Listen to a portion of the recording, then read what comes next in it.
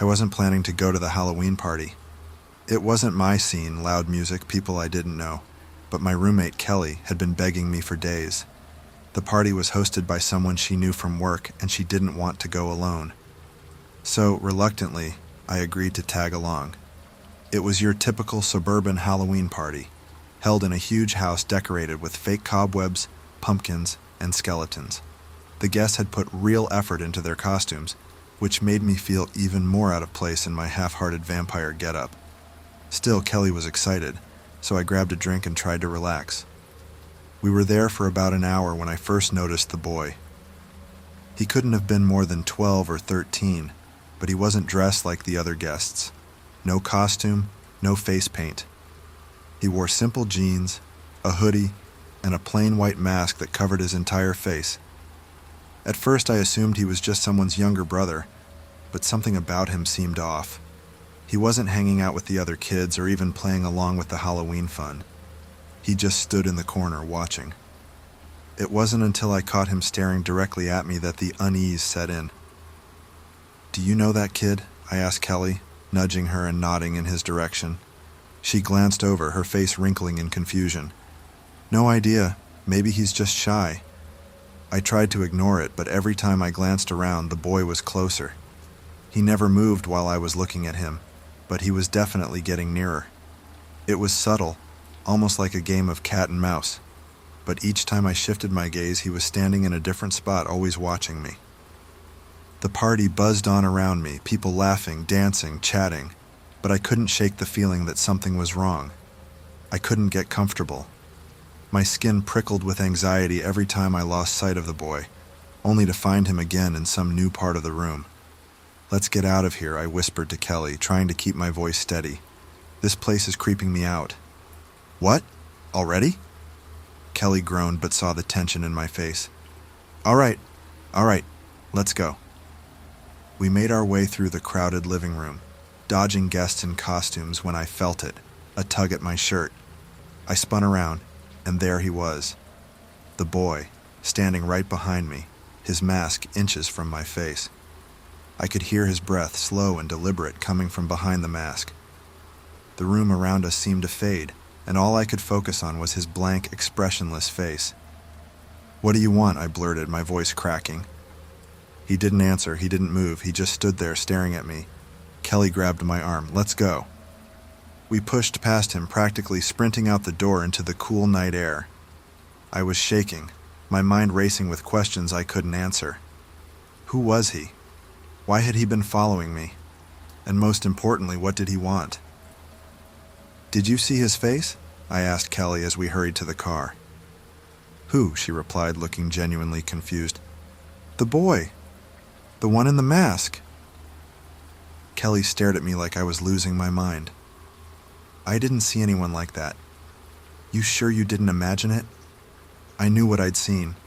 The boy was real, and the way he had followed me, the way he'd stood so close without saying a word, it made my skin crawl. But Kelly's reaction made me second-guess myself. For weeks after the party, I couldn't shake the feeling that I was being watched. Every time I walked to my car at night or passed by a dark alley, I felt eyes on me. I didn't talk about it with anyone, because how could I explain it? How could I explain the sense of dread that followed me everywhere, even when I was alone? One night I came home late from work. The apartment was dark, and Kelly wasn't back yet. I flicked on the lights and headed to my bedroom. That's when I saw it. A white mask just like the one the boy had worn lying on my pillow. I froze, my heart pounding so loud I could hear it in my ears. How had it gotten there? I hadn't taken anything from the party. I hadn't told anyone about the boy. I felt sick. Grabbing my phone, I called Kelly, but she didn't pick up. I was alone. Completely alone. I threw the mask in the trash, telling myself it was just some cruel prank. Maybe Kelly had left it there as a joke, though I knew she wouldn't do something like that. But the uneasy feeling that had been following me since the party intensified. I tried to sleep that night, but every creak in the apartment made me sit up. Every shadow made me flinch. The mask haunted me, its blank, emotionless face burned into my mind. I never saw the boy again, but to this day I wonder, was he real? Or was he something else? something that had attached itself to me, leaving a piece of itself behind in my home. And every time I see a white mask at Halloween stores and movies, even in dreams, I feel a cold knot of fear deep in my chest. Because somewhere out there, I'm sure he's still watching.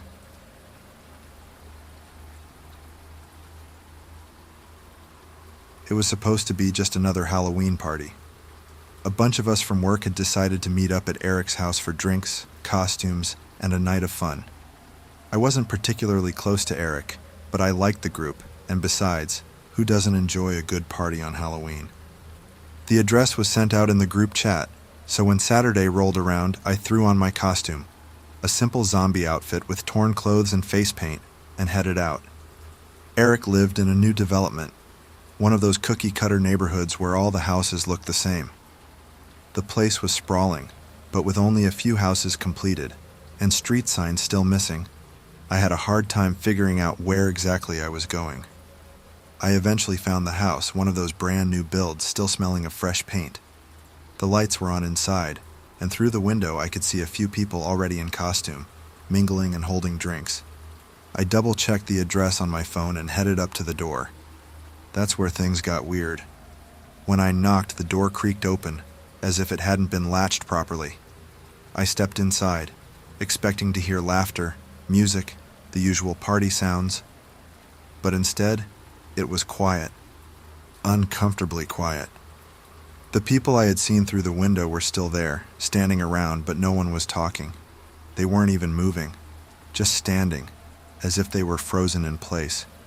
I laughed nervously, figuring it was some kind of elaborate Halloween prank. "Nice one, guys," I called out, stepping further into the house. "You can stop pretending now." No one responded. Not a single person turned to look at me. I started to feel uneasy. The silence was suffocating, and something about the way they were standing, their postures stiff and unnatural, made my skin crawl.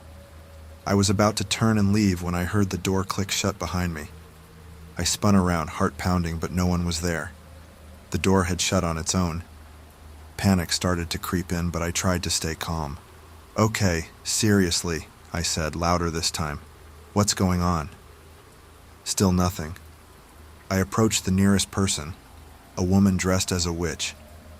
Her head was tilted slightly, her eyes fixed on some invisible point in the distance. I waved a hand in front of her face. "Hey, are you okay?" She didn't blink. She didn't even move. Her breathing was shallow, almost imperceptible. I backed away, my stomach twisting in knots. Something was very wrong here. This wasn't the party I thought I was walking into. That's when I noticed it, the smell. It was faint at first, like something rotting. But as I moved further into the house, it grew stronger, more pungent. The air felt thick, heavy with the stench of decay. I gagged, covering my nose with my sleeve, and started to make my way toward the door. But just as I reached for the handle, I felt it. A cold hand on my shoulder. I spun around, expecting to see one of the frozen partygoers finally moving. But it wasn't any of them. It was a man I hadn't noticed before, dressed in a plain black suit with a blank white mask. He didn't speak, didn't move, except for that one hand resting on my shoulder. I jerked away, my heart racing. "What the hell is this?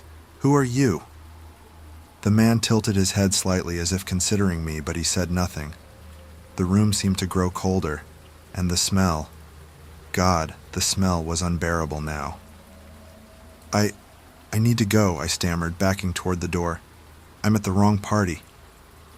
The man in the mask stepped closer, blocking my path. I could hear the faint rustling of fabric, but I couldn't see his eyes behind the mask.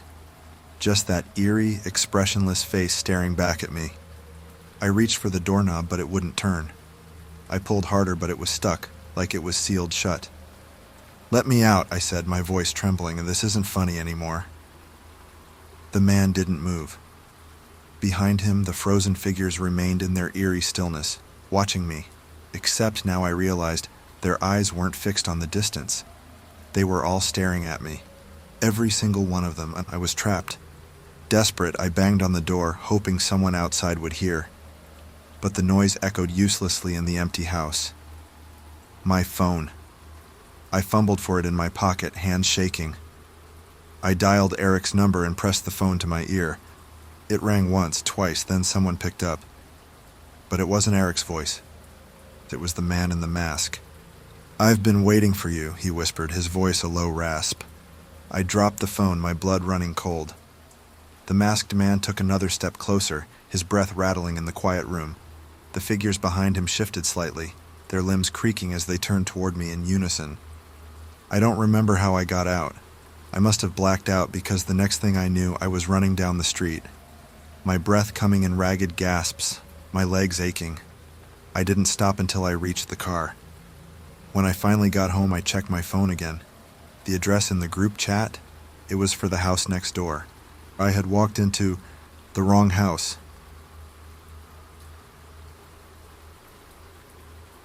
It was nearing midnight when the Halloween party at the club really hit its peak. The place was packed, the music was pounding, and people were dancing in their elaborate costumes, the glow of neon lights bouncing off every surface. I was there with my group of friends dressed as a classic flapper girl. It was supposed to be a night of fun, just one last party before we all went back to our busy lives. But the night didn't go the way any of us expected. We'd been there for a few hours when I got the first text. "You need to leave now. Get out while you still can." It was from an unknown number, and at first I thought it was just some prank. People like to mess around on Halloween, but something about the message made my stomach twist. I looked around the crowded club. My friends were all in high spirits, laughing and dancing, completely unaware. I showed the text to my friend Jake, who shrugged it off. "It's probably just someone trying to freak you out. Don't worry about it." I tried to take his advice and shake it off. We moved to another part of the club, closer to the bar, and I ordered a drink. But as I took a sip, my phone buzzed again. "I'm not kidding. Leave now before it's too late." A cold knot of fear formed in my chest. This time, I couldn't ignore it. I scanned the crowd, trying to see if someone was watching me, but the sea of people in costumes made it impossible to tell who might be sending the texts. "Seriously, guys, this is weird," I said, showing the second message to the rest of the group. My other friend, Rachel, looked more concerned now. "Maybe we should leave. You hear about stuff like this happening? Stalkers, weirdos." But Jake rolled his eyes. "Come on, it's Halloween. People love to mess with you. We're not leaving just because some random person is texting you." I wanted to believe he was right, but then I got another message. "You have until midnight. After that, it's over." That was enough for me. I grabbed my coat and told my friends I was leaving. Rachel stood up to come with me, but Jake laughed again, saying we were both overreacting. He stayed behind with a couple of others from the group. Rachel and I headed outside. The cool night air hit us like a slap in the face, clearing some of the foggy unease. For a second, I wondered if maybe Jake was right. Maybe we were overreacting. Then my phone buzzed again. "You think you're safe outside? You're not." Rachel saw the look on my face and immediately asked what the message said. When I showed her, she turned pale. "Who could be doing this?" she asked, her voice shaky. "I don't know," I whispered, "but I don't want to find out." We quickly made our way to my car. I fumbled with the keys, my hands shaking as I unlocked the door. Just as we were about to get in, another text came through. "Look behind you." My blood turned to ice. Rachel and I slowly turned around, hearts racing. There, standing just outside the club entrance, was a figure dressed in all black, wearing a mask that covered their face completely. They weren't moving, just standing there, staring at us. "Get in the car," I whispered. Rachel and I scrambled into the car, locking the doors. My hands were trembling so much I could barely get the key in the ignition. When the car finally started, I glanced up at the club entrance again. The masked figure was gone. We sped out of the parking lot, my heart racing, but the terror wasn't over. As we drove down the dark, nearly empty streets, my phone buzzed again. "You shouldn't have left. Now it's going to be worse." Rachel's eyes widened as I read the message aloud. "What do they want?" she whispered. "I don't know, but I'm not going to stick around to find out." We drove straight to Rachel's apartment. The moment we got inside, I made sure the doors were locked and the blinds pulled down. We sat on the couch in silence, the tension thick in the air. I kept checking my phone, waiting for another message, but nothing came. An hour passed, then another. No more texts. Maybe it's over, Rachel said, though her voice was hesitant. But I wasn't so sure. There was something about the way those messages were worded. Something about the person in the mask that felt unfinished. Like it wasn't just a random prank, like it wasn't really over. I tried to sleep that night, but I couldn't shake the feeling that I was being watched. Every little sound outside made me jump, my mind racing back to the figure in the mask, the messages. I thought maybe we were safe, that it had all been some twisted Halloween joke. But the next morning I woke up to another text. I know where you live.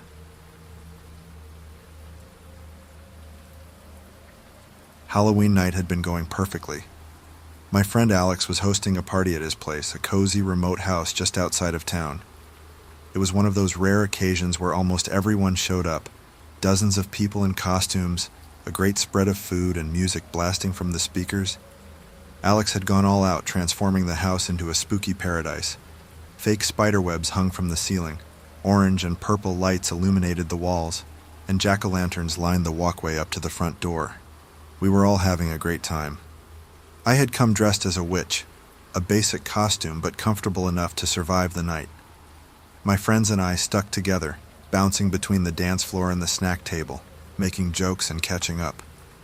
Then just after 10 p.m. everything changed. The lights flickered once, twice, and then went out completely. For a moment, the party continued. People laughed, thinking it was part of the Halloween vibe. But when the music cut off and the house was plunged into total darkness, the laughter died out. "What's going on?" I heard someone ask. I pulled out my phone and turned on the flashlight, the small beam cutting through the thick darkness. Around me, others did the same, their phone screens lighting up like fireflies in the void. "Must be the power," Alex called out from the kitchen. "Don't worry, I'll check the fuse box." There was a murmur of unease as we all stood there, waiting for the power to come back on. I could hear people shuffling around in the dark, bumping into each other as they tried to find their way. The house suddenly felt much smaller, the walls closing in with every passing second. "Shouldn't take long," I said to my friend Megan, who was standing close by holding her phone up like a beacon. She didn't respond. I turned toward her, only to realize that the person next to me wasn't Megan. I jumped back, startled. The man was dressed in an old-fashioned suit, his face hidden behind a simple black mask. I hadn't seen him earlier, and I had no idea who he was. Sorry," I muttered, stepping away from him. But he didn't say anything. He just stood there, watching me through the mask. "Hey, you okay?" I asked, but he remained silent. The uneasy feeling that had been creeping up on me turned into full-blown discomfort. I moved quickly, searching for my friends. I spotted Megan and Jake near the back door, both of them waving their phones around like flashlights. "Did you see that guy?" I asked as I reached them. "What guy?" Megan replied, frowning. I turned back to point him out, but he was gone. The spot where he'd been standing was empty, swallowed up by the darkness. "I swear there was a guy right there," I insisted. "Black mask, just standing there not saying anything." Jake shrugged. "Probably just one of the guests trying to freak people out. It's Halloween, remember?" I tried to brush it off, but something didn't sit right with me. The power outage, the strange man. It was all starting to feel off. But before I could say anything else, Alex returned from the kitchen. "Bad news," he said, holding up his phone. "The fuse box is fine, but the power's out in the entire area. Might be a while before it comes back." The partygoers groaned, but no one seemed particularly worried. A few people joked about the blackout adding to the spooky atmosphere, and someone suggested we tell ghost stories while we waited for the power to return. I wasn't so sure. My skin prickled with unease, and my mind kept going back to the man in the mask. Who was he? Why was he just standing there silent? As the party continued in the dark, I stayed close to my friends, sticking to the well-lit areas created by our phone flashlights. But every now and then, I thought I saw him again, lurking at the edge of the light just out of reach. It was just past midnight when I got the feeling we weren't alone. Megan and I were sitting on the couch, talking quietly, when I noticed movement at the far end of the room. At first, I thought it was just someone wandering around, but when I turned my flashlight in that direction, there was no one there. "I swear I just saw someone," I whispered. Megan turned her light that way too, but we didn't see anything. "You're just creeped out from earlier," she said, trying to reassure me. But the feeling wouldn't go away. Something was wrong. I could feel it in my gut. Then, without warning, a scream pierced the air. It came from upstairs. We all froze, the party falling into dead silence. "What was that?" Jake asked, his voice trembling. We all looked at each other, the realization sinking in that we were still in the dark, still in this isolated house with no power, and something or someone was upstairs. "Maybe someone's messing with us," Alex said, though his voice lacked conviction. Another scream, this one louder, more desperate. Without thinking, I jumped up and headed toward the stairs, my heart pounding in my chest. "I'm going to check it out," I said. "Wait, we should all go," Jake insisted, grabbing a couple of friends who were nearby. Together we made our way upstairs, the beams from our phones cutting through the thick darkness. Every step felt heavier, the silence more oppressive. When we reached the landing, we split up, searching each room for the source of the scream. I checked the guest room, shining my light into every corner. Empty. Then the bathroom empty. Finally, I reached the last room at the end of the hall, the door slightly ajar. I pushed it open slowly, my breath catching in my throat. Inside, sitting on the edge of the bed, was the man in the black mask. My phone slipped from my hand, hitting the floor with a dull thud. The man didn't move. He just sat there staring at me through the mask, as if he had been waiting for me. I backed away, heart racing, and ran down the stairs, calling out for my friends. But when I reached the bottom, I realized something terrifying. No one was there. The house was completely silent, and the power never came back on.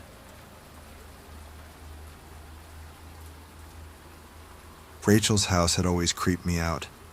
It was an old Victorian place, the kind of house with too many rooms and a creaky wooden staircase that echoed whenever someone walked upstairs, which I guess you can say is perfect for a Halloween party.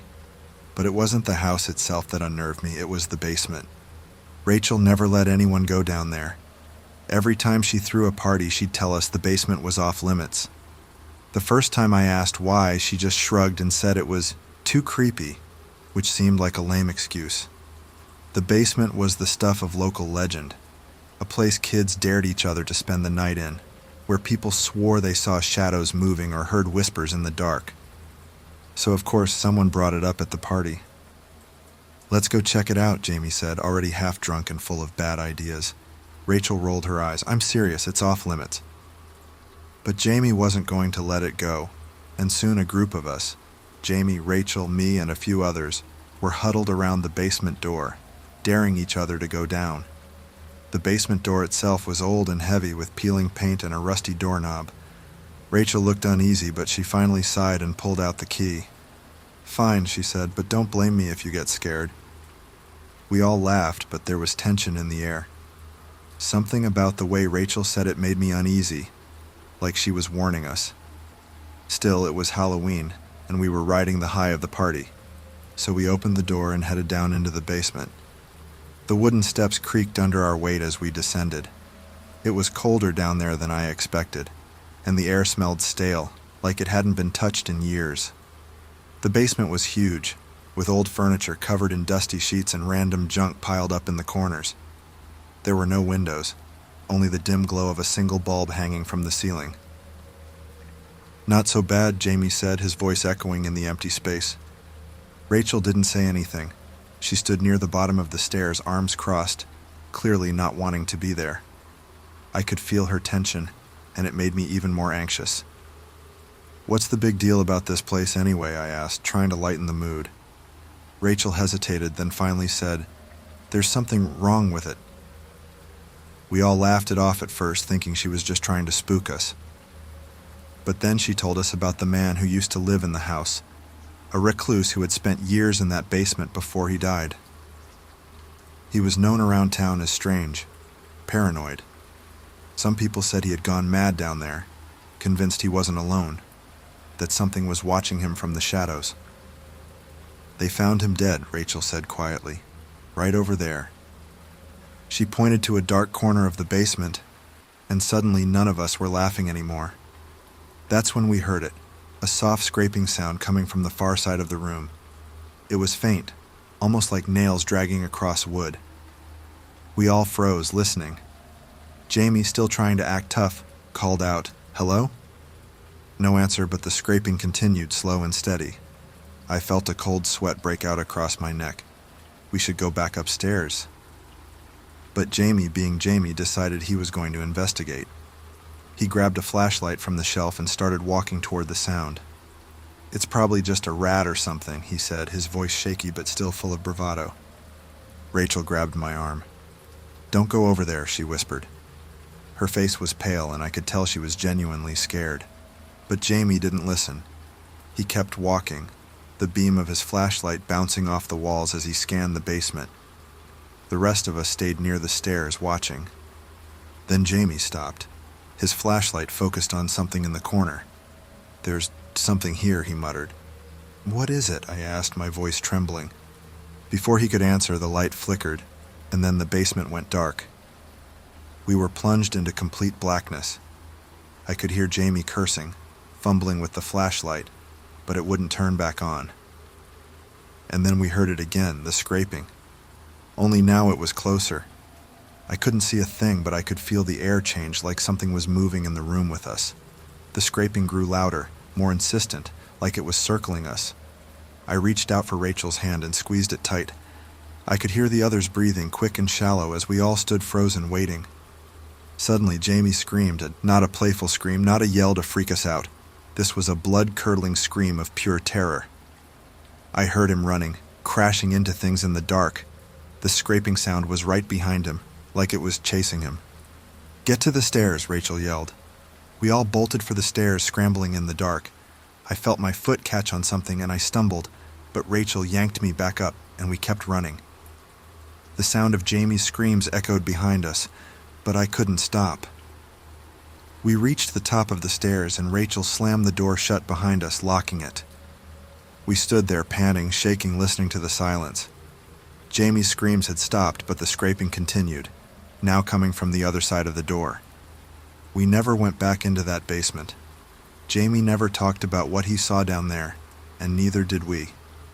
But whatever it was, it followed him. He dropped out of college a year later, moved away, and none of us have heard from him since. But sometimes when I'm alone in the dark, I think I hear that scraping sound. Faint, distant, but always there.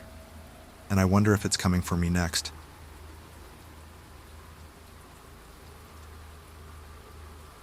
Halloween had always been my favorite time of year, so when my friend Sarah invited me to her annual Halloween bash, I couldn't say no. The party was legendary. Elaborate costumes, spooky decorations, and a guest list that rivaled any college event. This year I went all out with my costume. A full-face mask and a vintage black gown giving off a classic, haunting vibe. My face was completely hidden, just the way I liked it. The party was already packed by the time I arrived. Sarah had rented out a huge old barn on the outskirts of town and transformed it into a Halloween wonderland. Fog machines, flickering lanterns, cobwebs everywhere. People were dancing, drinking, and having a good time. It was the perfect setup. I blended into the crowd easily, my costume making me just another anonymous figure in the sea of faces. I didn't know most of the people there, which suited me fine. I wasn't in the mood for deep conversation. I just wanted to enjoy the atmosphere and have a good time. That's when I first noticed him. At first, I thought nothing of it. Just another person in costume, standing off to the side, dressed in a long black coat and wearing a simple blank white mask. It was Halloween after all.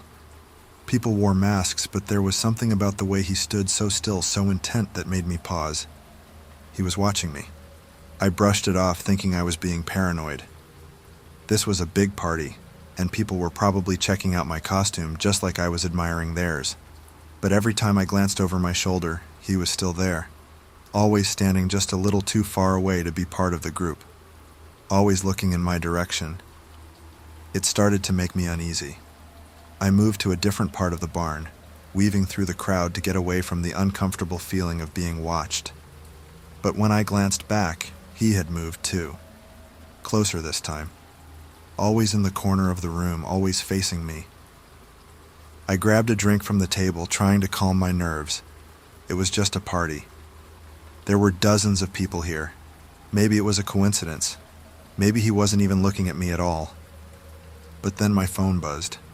I pulled it out thinking it was Sarah checking on me or a message from one of my other friends. But it wasn't. It was a text from an unknown number. "Nice costume, it really suits you." My stomach twisted. I scanned the crowd, but no one was looking at me except him. I tried to convince myself it was just someone playing a prank. Sarah had a lot of friends, and maybe someone had gotten my number through her. Still, I felt the knot of anxiety tightening in my chest. I didn't reply. I shoved my phone into my pocket and moved again, this time heading for the outdoor patio, where a few people were gathered around a fire pit. For a while, I thought I was in the clear. I chatted with some of the other guests, laughing, trying to enjoy the night. But when I turned to look toward the barn, he was there, standing in the doorway, his mask reflecting the firelight, completely still.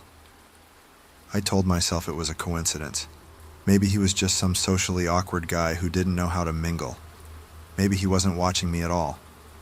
But then my phone buzzed again. "Why did you leave? I was having fun watching you." My throat tightened. I glanced around the patio, hoping to spot Sarah or anyone who could help me figure this out.